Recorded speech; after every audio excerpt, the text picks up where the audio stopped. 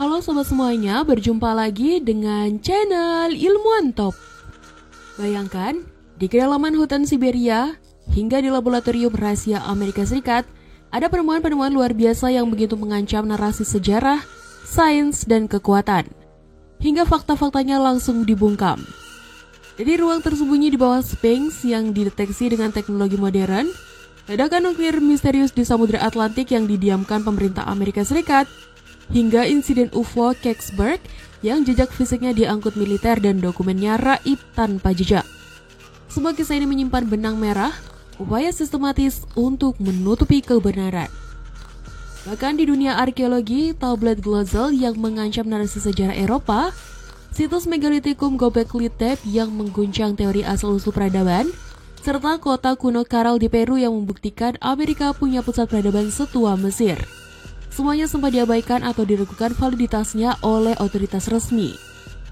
Tak hanya itu, eksperimen nuklir rahasia Green Run di Hanford dan bencana Kitsim di Soviet membuktikan betapa data korban dan dampak lingkungan bisa dikaburkan demi menjaga reputasi negara.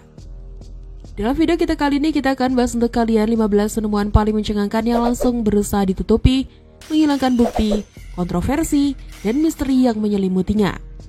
Tapi sebelum masuk ke inti video, seperti biasa kita ingetin kalian jangan lupa like dan subscribe supaya channel sederhana ini tetap bisa memberikan manfaat kepada semua orang. Insiden ledakan nuklir misterius di Kepulauan Prince Edward.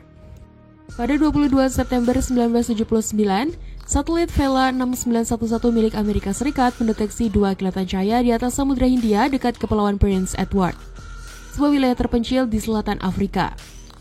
Kilatan ganda ini sangat khas dan selama ini selalu menjadi adanya uji coba senjata nuklir di atmosfer. Beberapa minggu setelah kilatan tersebut, para peneliti menemukan isotop radioaktif iodine 131 di kelenjar tiroid sejumlah domba yang mati di Australia. Isotop ini dikenal sebagai dampak khas dari ledakan nuklir di atmosfer karena mudah terakumulasi di jaringan tiroid hewan yang merumput di area yang terpapar debu radioaktif.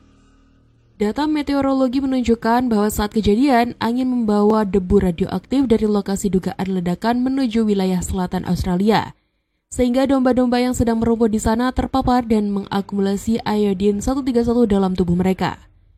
Domba-domba di Australia ini menjadi bukti biologis penting yang menghubungkan insiden Vela dengan dugaan terjadinya ledakan nuklir di dekat Kepulauan Prince Edward.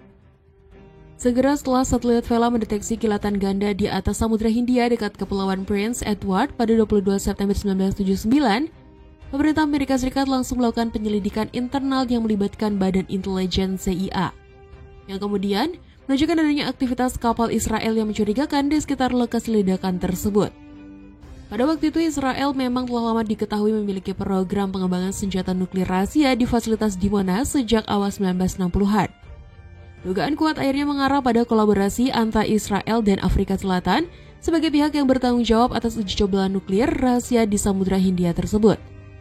Analisis intelijen Amerika juga menyimpulkan bahwa program nuklir Afrika Selatan saat itu belum cukup maju untuk melakukan uji coba sendiri tanpa bantuan teknis dari luar, sehingga Israel dipandang sebagai pelaku utama dengan dugaan logistik Afrika Selatan. Meski bukti-bukti teknis dan intelijen sangat kuat, pemerintah Amerika Serikat memilih untuk tidak mengumumkan temuan ini secara terbuka demi menjaga stabilitas politik di Timur Tengah dan mempertahankan hubungan strategis dengan Israel. Objek misterius yang jatuh di desa Kecksburg, Amerika Serikat. Sore hari tanggal 9 Desember 1965 menjadi saksi bisu peristiwa luar biasa yang menggemparkan wilayah Amerika Serikat bagian timur. Langit di atas Michigan, Ohio, dan Pennsylvania tiba-tiba diterangi cahaya terang yang bergerak dengan kecepatan menakjubkan. Bola api raksasa meluncur menembus atmosfer, meninggalkan jejak asap putih tebal yang terlihat jelas dari berbagai penjuru. Suara ledakan sonik yang bergelegar memecah keheningan sore, begitu kerasnya hingga kaca jendela rumah-rumah bergetar hebat. Getaran dahsyat tersebut terasa hingga puluhan kilometer dari lokasi kejadian, membuat ribuan penduduk keluar rumah untuk menyaksikan fenomena langka ini. Perjalanan benda misterius itu berakhir di hutan lebat dekat desa Kecksburg, Pennsylvania. Penduduk sempat yang dipenuhi rasa penasaran segera berbondong-bondong menuju lokasi jatuhnya objek tersebut. Pemandangan yang mereka temukan sungguh mencengangkan. Sebuah benda logam berbentuk menyerupai biji ek raksasa tergeletak di antara pepohonan dengan ukuran panjang sekitar 5 meter dan lebar 3 meter. Permukaan logamnya tampak seperti hasil tempat tangan yang kasar dan tidak merata. Yang paling menarik perhatian adalah deretan simbol aneh yang terukir di permukaannya, menyerupai tulisan kuno seperti hieroglif Mesir atau aksara rune dari tradisi Jermanik kuno. Namun dalam waktu singkat, konvoi militer Amerika Serikat tiba dan dengan sigap menguasai seluruh area, mengusir semua warga sipil dan memasang garis pembatas ketat di sekitar lokasi. Beberapa saksi mata sempat melihat para tentara mengangkut benda misterius tersebut menggunakan truk besar yang ditutupi terpal tebal berwarna gelap. Namun anehnya, dalam konferensi pers yang dilaksanakan oleh militer Amerika Serikat, mereka menyatakan tidak menemukan apapun di desa Kecksburg. Tapi tidak lama kemudian pernyataan itu berubah dengan klaim bahwa benda yang jatuh hanyalah meteorit biasa yang tidak berbahaya. Meski begitu, tidak pernah ada bukti fisik atau sampel meteorit yang diperlihatkan kepada publik untuk membuktikan pernyataan tersebut. Sikap tertutup pemerintah Amerika ini memicu berbagai spekulasi, mulai dari kemungkinan jatuhnya satelit mata-mata Soviet hingga dugaan eksperimen senjata rahasia militer Amerika yang gagal. Dan hingga saat ini, peristiwa Kecksburg tetap mengundang berbagai pertanyaan tentang apa sebenarnya yang jatuh di hutan Pennsylvania pada sore hari yang bersejarah tersebut. Tablet Glozal, kontroversi temuan aksara prasejarah yang diingkari Prancis. Pada tahun 1924, seorang petani muda bernama Emile Fredin tanpa sengaja menemukan sebuah ruang bawah tanah kuno di ladangnya di Glozal, Prancis. Di dalam ruangan itu tersebar puluhan artefak menakjubkan seperti lempengan tanah liat yang dipenuhi ukiran tulisan asing, pecahan tembikar, serta benda-benda dari batu dan tulang. Yang paling mengejutkan adalah sistem tulisannya karena bentuk huruf-hurufnya tidak mirip dengan aksara manapun yang dikenal di Eropa, baik dari zaman kuno maupun abad pertengahan. Temuan ini awalnya menarik perhatian para arkeolog ternama, termasuk Salomon Reynasch dan René Dussault. Namun tak lama kemudian mereka justru berbalik menuduh bahwa artefak-artefak itu hasil rekayasa. Salah satu alasan utama tuduhan tersebut adalah karena tulisan pada lempeng tidak cocok dengan sejarah penulisan yang sudah dikenal. Akibat tekanan dari kalangan akademisi, penggalian dihentikan dan nama Glozal menjadi kontroversi besar di dunia arkeologi. Meski begitu, sejumlah peneliti tetap melanjutkan studi secara mandiri. Barulah pada 1970-an, teknologi penanggalan radiokarbon yang mampu mengukur usia benda berdasarkan unsur karbon di dalamnya digunakan untuk meneliti kembali artefak-artefak ini. Hasilnya sungguh sangat mengejutkan. Sebagian benda-benda tersebut ternyata berasal dari sekitar 300 tahun sebelum Masehi hingga 300 tahun setelahnya. Bahkan ada yang lebih tua. Meski bukti ilmiah ini menguatkan dugaan bahwa artefak-artefak tersebut asli, lembaga arkeologi resmi di Prancis tetap enggan mengakui pentingnya situs Glozal. Dokumen yang kemudian terbuka untuk umum menunjukkan kemungkinan adanya upaya sengaja untuk menutup temuan ini, diduga karena penemuan Glozal bisa menggoyahkan gambaran sejarah Eropa yang sudah mapan. Beberapa teori menyebut bahwa tulisan misterius itu mungkin berasal dari kebudayaan pra-Keltik yang belum dikenal atau bahkan jejak peradaban yang sangat tua yang belum pernah dicatat dalam sejarah. Insiden Dyatlov, misteri kematian pendaki Soviet yang ditutup. Pada malam gelap tanggal 2 Februari 1959, 9 pendaki asal Uni Soviet yang dipimpin oleh Igor Dyatlov ditemukan tewas dalam kondisi yang sangat tidak wajar di lereng Gunung Holatshakal, Pegunungan Ural. Mereka adalah kelompok pendaki berpengalaman yang telah melakukan ekspedisi di medan bersalju dengan suhu udara mencapai 30 derajat Celcius. Namun sesuatu yang tak bisa dijelaskan membuat mereka keluar dari tenda dengan tergesa-gesa, bahkan ada yang tanpa alas kaki dan hanya mengenakan pakaian tipis di tengah suhu yang mematikan. Jasad para pendaki tersebar dalam radius cukup jauh dari tenda utama. Beberapa ditemukan tertutup salju, bagian lainnya memiliki luka yang sangat parah seperti tulang rusuk yang remuk, tengkorak retak, dan salah satu dari mereka bahkan kehilangan lidah serta bola mata. Anehnya tidak ada bekas perkelahian atau tanda kehadiran pihak luar. Tenda mereka ditemukan dalam kondisi robek dari bagian dalam, seolah-olah mereka keluar dengan panik untuk menghindari sesuatu yang mengancam nyawa. Penyelidikan awal dilakukan pemerintah Soviet dihentikan hanya dalam beberapa minggu dengan pernyataan bahwa para korban meninggal akibat kekuatan alam yang tidak diketahui. Dan semua dokumen langsung hasil penyelidikan kasus tersebut dianggap sebagai rahasia negara. Bertahun-tahun kemudian, tepatnya pada 2019, pemerintah Rusia menyebut bahwa longsoran salju sebagai penyebab utama kepanikan itu. Namun penjelasan tersebut diragukan banyak ahli karena tidak ditemukan jejak longsor di lokasi dan cedera pada korban lebih menyerupai dampak dari ledakan atau tekanan kuat, bukan tertimbun salju. Beberapa pakaian korban diketahui mengandung tingkat radiasi rendah, sementara catatan harian dan barang-barang pribadi mereka tak pernah ditemukan utuh. Dokumen yang dibuka pada dekade 2020-an mengungkap bahwa wilayah itu ternyata sedang digunakan untuk latihan militer pada waktu yang hampir bersamaan. Ketertutupan informasi dan hilangnya bukti penting membuat tragedi Dyatlov tetap menjadi misteri gelap yang belum terungkap hingga kini. Bencana Keystone, radiasi nuklir yang disembunyikan. Pada tahun 1957, sebuah bencana besar mengguncang kompleks nuklir Mayak di wilayah Chelyabinsk, Uni Soviet, dekat kota kecil bernama Keystone. Fasilitas ini dibangun secara terburu-buru setelah Perang Dunia II sebagai bagian dari program rahasia untuk memproduksi plutonium, bahan utama senjata nuklir. Karena dirancang dengan terbatasnya perhatian terhadap keselamatan, berbagai kecelakaan sering terjadi di sana. Tetapi peristiwa yang paling mengerikan terjadi pada 20 September tahun itu. Pemicunya adalah kegagalan sistem pendingin pada salah satu tangki penyimpanan limbah radioaktif cair. Tangki ini menyimpan material berbahaya hasil proses produksi nuklir. Ketika sistem pendingin berhenti berfungsi, suhu di dalam tangki terus meningkat hingga akhirnya menimbulkan reaksi kimia yang meledakkan tangki tersebut.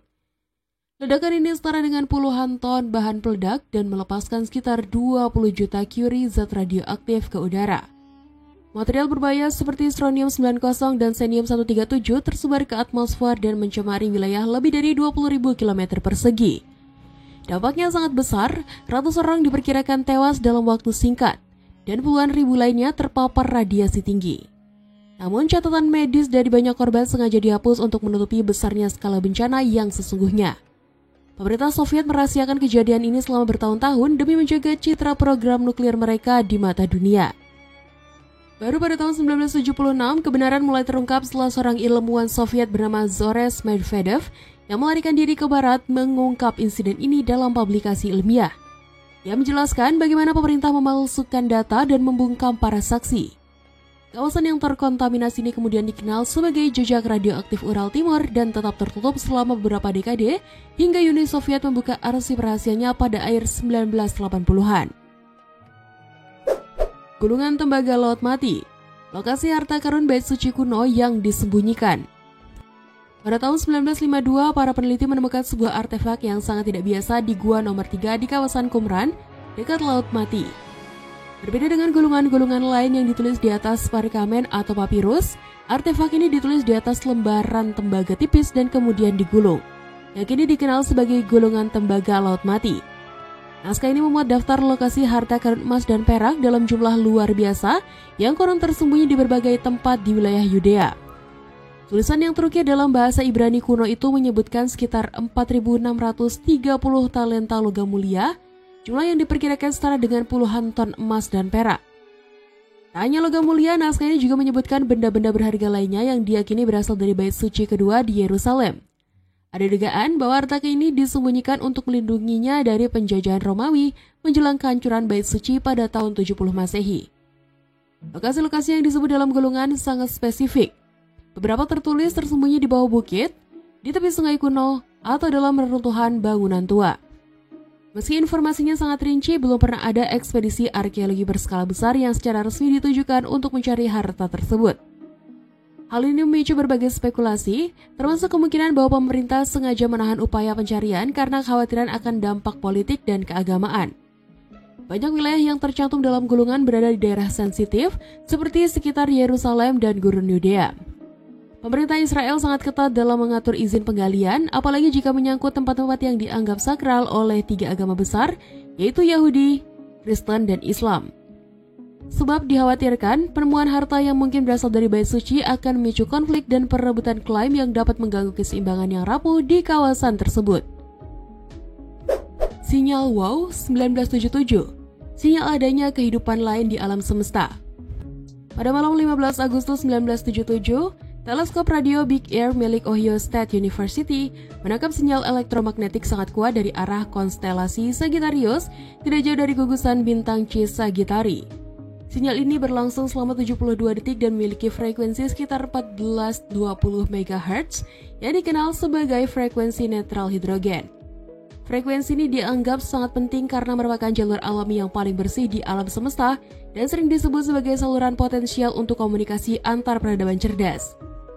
Saking terkejutnya, Dengan kekuatan sinyal tersebut, Dr. Jerry Ehman, ilmuwan yang pertama kali menemukannya, menuliskan kata WOW di tepi cetakan data yang kemudian menjadi nama ikonik sinyal ini.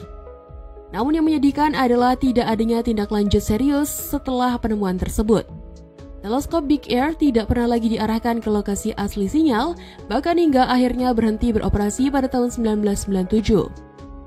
Proyek SETI yang seharusnya fokus mencari tanda-tanda kehidupan cerdas di luar bumi pun tidak menjadikan sinyal ini sebagai prioritas utama penelitian.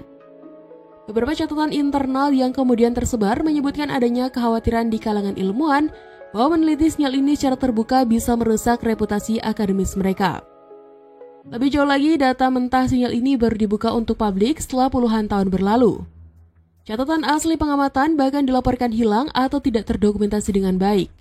Upaya menjelaskan sinyal ini sebagai pantulan dari komet pun akhirnya terbantahkan karena posisi benda langit itu tidak sesuai dengan arah datangnya sinyal. Semua peristiwa ini mengungkap adanya kemungkinan pengabaian yang disengaja terhadap temuan penting tersebut, baik karena tekanan ilmiah, kepentingan lembaga tertentu, atau rasa takut menghadapi kemungkinan bahwa manusia tidak sendiri di alam semesta. Kota kuno Caral di Peru, peradaban sezaman piramida Mesir.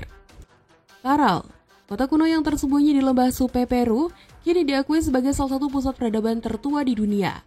Kota ini dibangun sekitar tahun 2600 sebelum Masehi, seangkatan dengan masa pembangunan piramida di Mesir.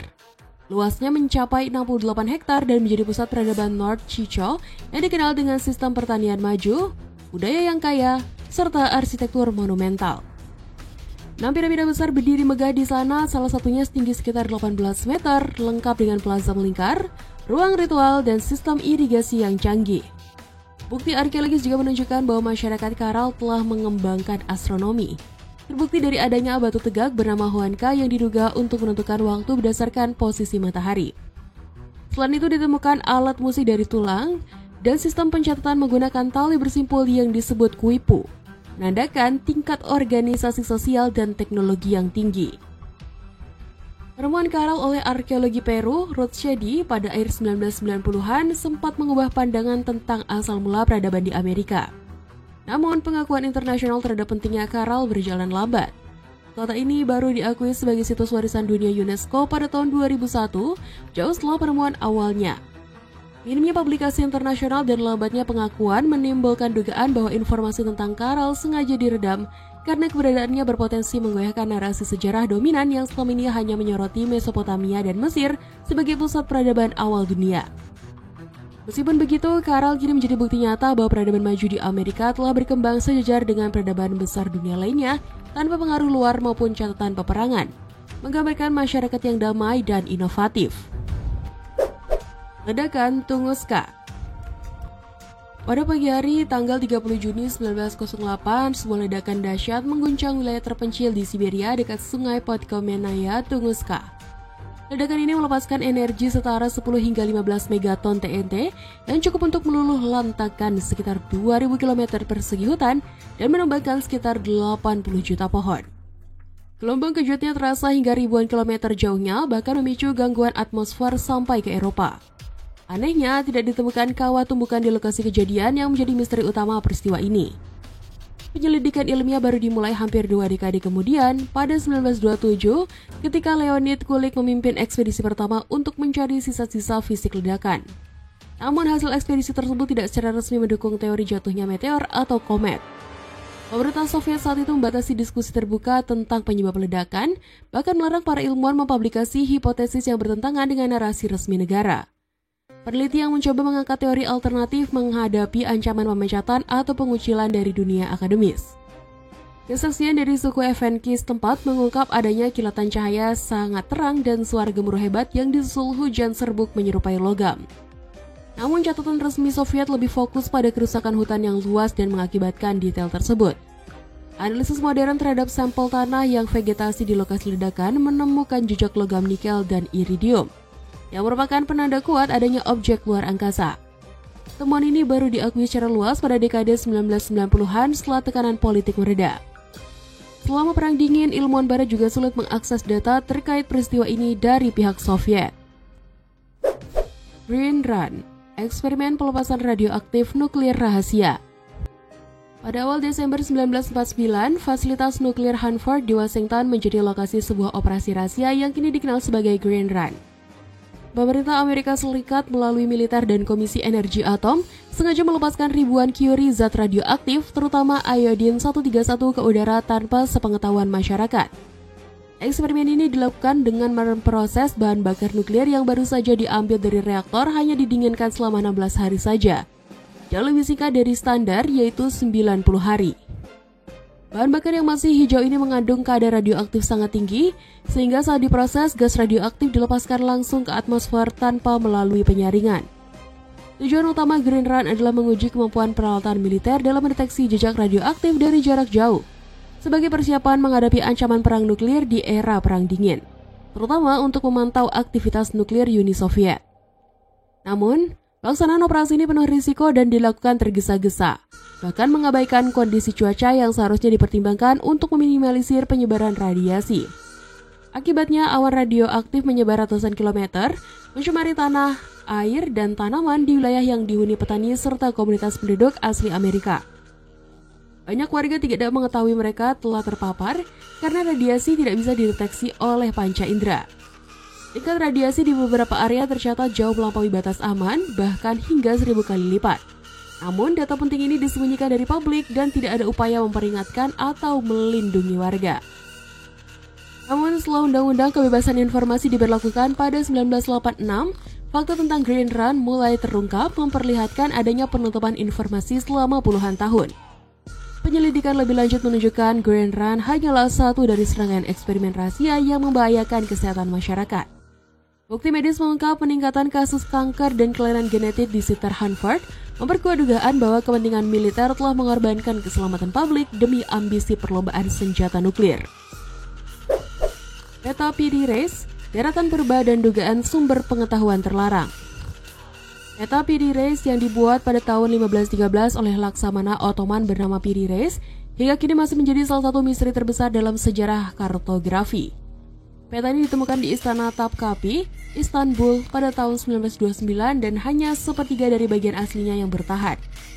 Dalam fragmen yang ada terlihat dengan jelas garis pantai Eropa Barat, Afrika Utara, dan Amerika Selatan yang digambar dengan ketelitian luar biasa untuk zamannya. Namun yang paling mengejutkan adalah adanya gambaran daratan besar di selatan Afrika yang sangat mirip dengan Antartika. Padahal benua ini baru saja resmi ditemukan oleh bangsa Eropa 3 abad kemudian. Lebih membingungkan lagi, Antartika dalam peta tersebut digambarkan tanpa lapisan es, seolah-olah pemetaan dilakukan saat benua itu masih bebas es. Kondisi yang terakhir kali terjadi ribuan tahun sebelum Masehi. PD Race sendiri mencatat bahwa ia menyusun peta ini dari sekitar 20 sumber berbeda, termasuk peta-peta kuno dari Yunani, Arab, Portugis, serta peta milik Christopher Columbus yang kini telah hilang. Ia juga menuliskan catatan pinggir pada petanya, mengungkapkan bahwa sebagian besar informasi berasal dari dokumen-dokumen yang lebih tua, bahkan ada yang diyakini berasal dari masa Alexander Agung. Keakuratan beberapa bagian peta, terutama garis pantai Amerika Selatan dan kemungkinan Antartika, menumbuhkan spekulasi bahwa PD Race mengakses pengetahuan dari peradaban kuno yang hilang. Sebagian peneliti modern seperti Carlos Hapgood berpendapat bahwa PD Race mungkin menyalin peta-peta kuno yang dibuat oleh pelaut atau peradaban yang telah memiliki kemampuan pemetaan yang jauh lebih canggih daripada yang diketahui pada abad ke-16. Pada masa itu, peta-peta navigasi memang dijaga sangat ketat oleh kekuatan maritim seperti Portugal dan Spanyol. Peta dianggap sebagai rahasia negara karena bisa mengungkap rute dagang dan wilayah baru yang sangat berharga. Tidak heran jika sumber asli peta-peta kuno yang digunakan PD Race sulit ditemukan atau bahkan sengaja dihilangkan untuk menjaga dominasi kekuatan Eropa. Manusia dari Tauret, fenomena dokumen dan identitas dari negara fiktif, serta dugaan upaya penghapusan jejak. Pada tahun 1954, Bandara Internasional Tokyo menjadi panggung sebuah peristiwa ganjil yang hingga kini belum terpecahkan. Seorang pria berpenampilan biasa tiba, dan saat pemeriksaan ia menyerahkan paspor, sebuah dokumen resmi untuk perjalanan antar negara yang diterbitkan oleh negara bernama Tauret. Petugas imigrasi yang bertugas memeriksa kelengkapan dokumen sontak curiga, sebab negara tersebut sama sekali tidak tercatat dalam berkas resmi manapun. Pria itu dengan tenang namun tegas bersikeras bahwa Tauret adalah negara nyata yang terletak di perbatasan antara Perancis dan Spanyol. tepatnya di wilayah yang kini dikenal sebagai Andorra. Ia pun menunjukkan bukti pendukung lain seperti tiket pesawat yang telah digunakan, sejumlah mata uang lokal, dan berbagai catatan perjalanan pribadi. Semuanya mencantumkan nama Tauret dengan jelas. Pihak berwenang Jepang segera melakukan pemeriksaan mendalam, namun tidak ada satupun jejak keberadaan Tauret yang ditemukan, baik dalam peta maupun arsip global. Akibatnya pria tersebut untuk sementara waktu ditempatkan di sebuah kamar hotel di bawah pengawasan. Keesokan harinya, misteri semakin menjadi ketika pria itu menghilang begitu saja dari kamar hotelnya. Tidak ada tanda-tanda ia keluar melalui pintu ataupun jendela. Yang lebih membingungkan, seluruh barang bawaannya termasuk paspor, Tauret yang misterius, serta dokumen-dokumen penting lainnya ikut lenyap bersamanya. Pemerintah Jepang lantas bekerja sama dengan beberapa otoritas di Eropa untuk menelusuri keberadaan cerita pria tersebut. Tetapi hasilnya tetap nihil, tidak ada yang mengenal atau pernah mendengar tentang Tauret. Berbagai dugaan pun mulai bermunculan, termasuk kemungkinan bahwa ia berasal dari dimensi lain, yaitu suatu alam kenyataan yang berbeda dari yang dikenal. Atau mungkin saja terlempar dari masa lalu. Beberapa dekade kemudian, sekitar tahun 1970-an, beredar dokumen yang seolah bocor, mengisyaratkan bahwa Badan Intelijen Amerika Serikat atau CIA sempat mencatat insiden ini. Akan tetapi catatan resmi tersebut kemudian dilaporkan hilang. Kesaksian para saksi mata mulai petugas imigrasi di bandara hingga staf hotel yang berinteraksi langsung tetap konsisten. Namun penyelidikan resmi atas kasus ini tiba-tiba dihentikan tanpa penjelasan yang memadai. Banyak pihak kemudian menduga adanya suatu upaya sistematis untuk meredam informasi mengenai peristiwa ini. Barangkali karena implikasinya dapat mengungkap kenyataan yang berpotensi mengganggu pemahaman fundamental manusia tentang realitas. Situs Göbekli Tepe dan penolakan terhadap bukti peradaban awal manusia. Göbekli Tepe yang terletak di dataran tinggi kota kuno Edesa di tenggara Turki telah mengubah pemahaman tentang sejarah awal manusia. Situs ini diperkirakan berusia sekitar 11.000 hingga 12.000 tahun, jauh lebih tua dari piramida Mesir maupun Stonehenge.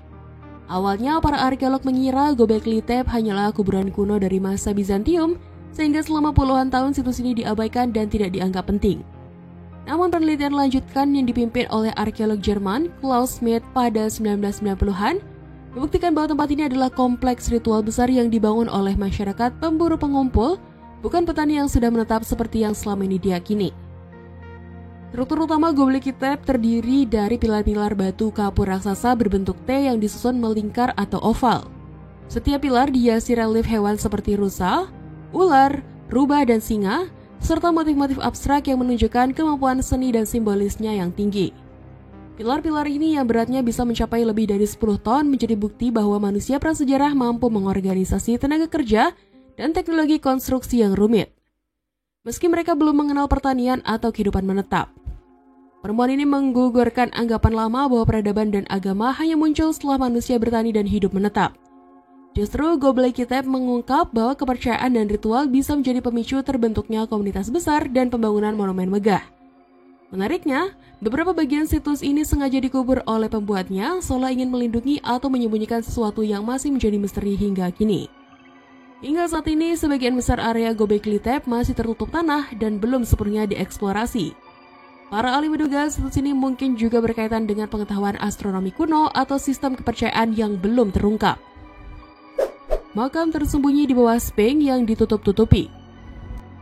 Selama lebih dari 4.000 tahun, Sphinx Agung Giza telah berdiri membisu di tepi gurun Mesir dan menjadi penjaga misteri yang belum terpecahkan. Sejak awal 1990-an, penelitian ilmiah mulai menyoroti kemungkinan adanya ruang tersembunyi di bawah monumen ini. Melalui survei seismik, tim peneliti seperti John Anthony West dan Thomas Dobecki mendeteksi anomali berbentuk persegi panjang di bawah cakar Sphinx, sekitar 7 meter di bawah permukaan. Temuan ini kemudian diperkuat oleh Dr. Manu Saifzadeh dengan teknologi tomografi seismik yang mengungkap adanya ruang kosong seluas 100 meter persegi, termasuk satu ruang utama berukuran 12 x 9 meter. Ruang ini diduga kuat sebagai Hall of Records, perpustakaan kuno yang konon menyimpan pengetahuan kuno yang sangat berharga. Dugaan tentang ruang bawah tanah ini ternyata bukan hanya spekulasi modern. Catatan sejarah kuno seperti yang ditulis oleh Herodotus pada abad ke-5 sebelum Masehi menyebut adanya kompleks bawah tanah luas di Mesir berupa labirin dengan ribuan ruangan yang bagian bawahnya dirahasiakan oleh otoritas Mesir kuno. Sejarawan Arab pada abad ke-15 juga menuliskan legenda tentang ruang catatan tersembunyi di bawah Sphinx yang dipercaya menyimpan pengetahuan peradaban sebelum Mesir dinasti, disembunyikan agar selamat dari bencana besar. Namun setiap upaya eksplorasi lanjutan selalu mendapatkan penolakan dari otoritas Mesir. Pada tahun 1993 setelah hasil survei seismik dipublikasikan, tim peneliti bahkan diusir dari lokasi oleh Zahi Hawass, Kepala Dewan Purbakala Mesir, yang menyatakan bahwa ruang tersebut hanyalah celah alami dan tidak layak dieksplorasi. Penolakan keras ini menimbulkan kecurigaan di kalangan arkeolog dunia, apalagi setelah pemerintah Mesir pada 2006 melakukan studi radar menembus tanah secara diam-diam dan merahasiakan seluruh hasilnya dari publik. Jalan Bimini, dugaan penutupan temuan arkeologis. Pada tahun 1968, 3 penyelam bernama Joseph Manson Valentine, Jacques Mayol, dan Robert Enghoff menemukan sesuatu yang luar biasa di perairan dangkal dekat Pulau Bimini, Bahama. Saat menjelajah dasar laut pada kedalaman sekitar 5 meter, mereka melihat deretan batu kapur besar berbentuk persegi panjang yang tersusun rapi, membentuk jalur lurus sepanjang hampir 800 meter.